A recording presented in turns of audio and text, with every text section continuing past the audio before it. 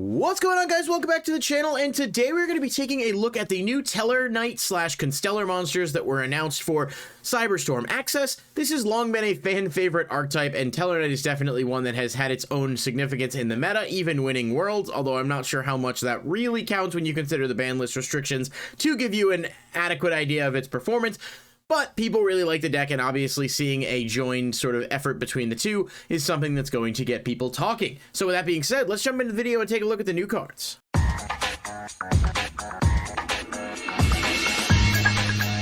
Thank you guys so much for joining us today, and please go ahead and like the video and subscribe. Click the bell icon if you want to stay notified. I do try to post new videos whenever new cards are announced, among other topics that we're discussing, and there probably will be a few videos in the next couple of days because there is some big news that I want to cover, but that's not what we're talking about today. Today we're talking about the new Tellarknight / Constellar cards, and like I mentioned in the intro, Constellar's been around for a while. That came out, I think, back in Hidden Arsenal 7. Tellarknight followed up a few years later in Duelist Alliance and was definitely a fan favorite archetype. It was competitively viable, never the best deck in the game, but it definitely had its own thing in formats, especially back when Shaddoll and Burning Abyss were relevant, sort of that Duelist Alliance trifecta. It was definitely like the lowest of the three, but it was still pretty good. They're all light base, they're definitely XCs heavy, although I think, you know, over the years there's been a bit of an adaptability in terms of like maybe some link plays, but overall the best Constellar could do was like a rank 5 spam type thing, and obviously Tellarknight just kind of expanded upon the XC spam with better targets.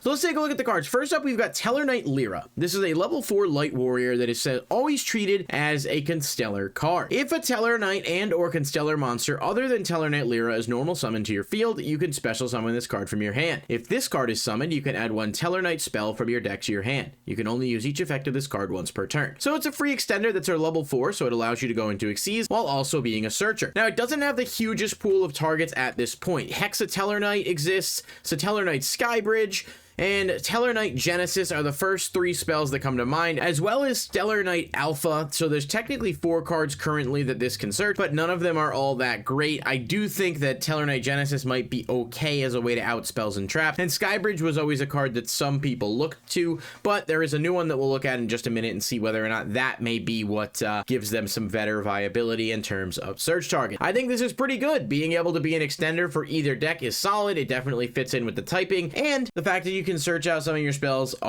is never something to overlook, and it might actually make a card like Skybridge better simply because you can get to it a lot easier without having to waste a normal summon, while also having the ability to use your normal summon to get something if you need to with this card's effect. Next up, we've got Tellarknight Altea. This is a level 4 light warrior monster. It says this card is always treated as a Constellar card. If this card is summoned, you can target cards on the field up to the number of light and dark Xyz monsters you control. Destroy them. If a Tellarknight and or Constellar monster other than this card is special summoned to your field, you can special summon this card from your graveyard, but you cannot declare an attack for the rest of this turn except with Xyz monsters. You can only use each effect of this card once per turn. So it is really, really strong. Being able to out problematic cards is something Tellarknights have definitely struggled with outside of their Xyz, and this can kind of do it on its own. So you just summon it, you can pop, and it combos extremely well, obviously, with any of the Tellarknight Xyz monsters. Being able to get this engrave and then bring it back and then trigger its other effect is insanely powerful, and this just gives you a interrupt during the opponent's turn that you can use because it doesn't care when that monster is summoned, and obviously some of the Tellarknight monsters like Ptolemaeus can quick effect summon during either player's turn, so you do have that sort of disruption option in addition to certain other Xyz monsters you can make, because this is going to play as a bit of a rank 4 engine.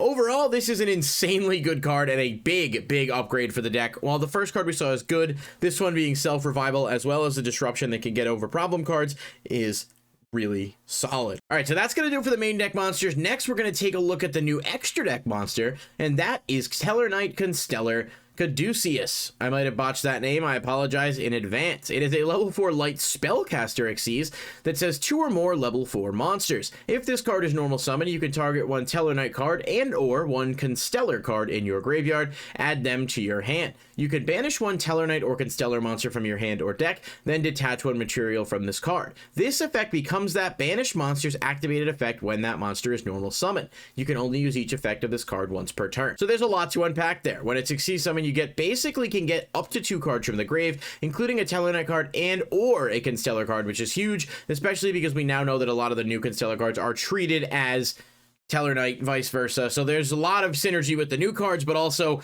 easy ways to sort of combine some of the, more generic cards from either archetype together. This, is getting you back plenty of resources while also just being a generically easy to summon card.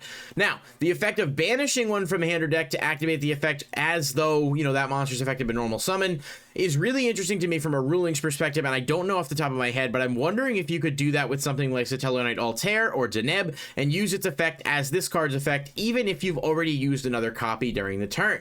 Now, my thought process behind that is because this effect becomes that monster's effect, so it's technically activating the effect of Tellarknight Constellar Caduceus versus activating the effect of Deneb. So could you get 2 searches with Deneb or 2 revives with Altair? I'm really not sure, and that's something that a rulings expert will probably have to weigh in on, and, official translations might help to see at some point. But either way, being able to pick and choose which Tellarknight effects you want to activate is really strong regardless, especially because there are many that have effects on summon.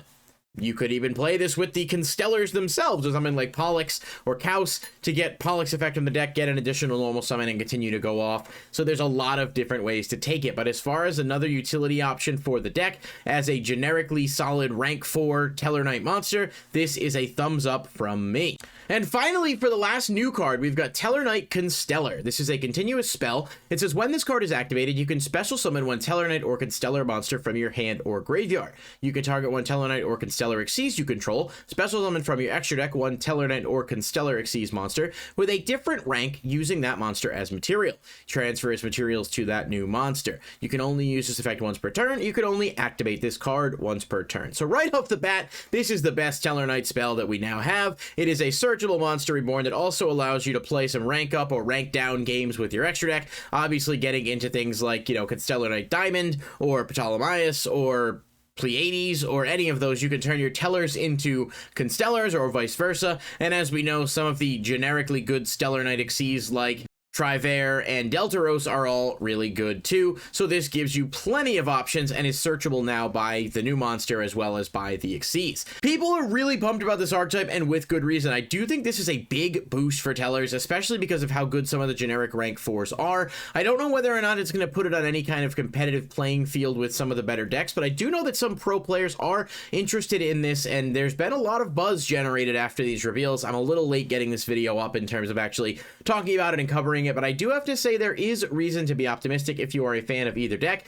I think people will lean more towards the Tellarknight aspect of it because a lot of those cards are just generically better, but it's worth noting that there are some pretty good Constellar options, especially as it pertains to the Xyz, so you'll want to keep your options open. Speaking of wanting to keep your options open, if you want to get your own playmats and or sleeves, you can feel free to do so at yourplaymat.com. They have all kinds of customization options, including foil mats, regular mats, custom card sleeves, and more. You can use my code LS10YP at checkout now to save 10% off your purchase while also supporting the channel directly. It's a great deal, and honestly, the amount of customization options that they have is seriously impressive. At least take a look and see for yourself, but go ahead and do so, and be sure to use my code at checkout to get yourself a discount and help out the channel.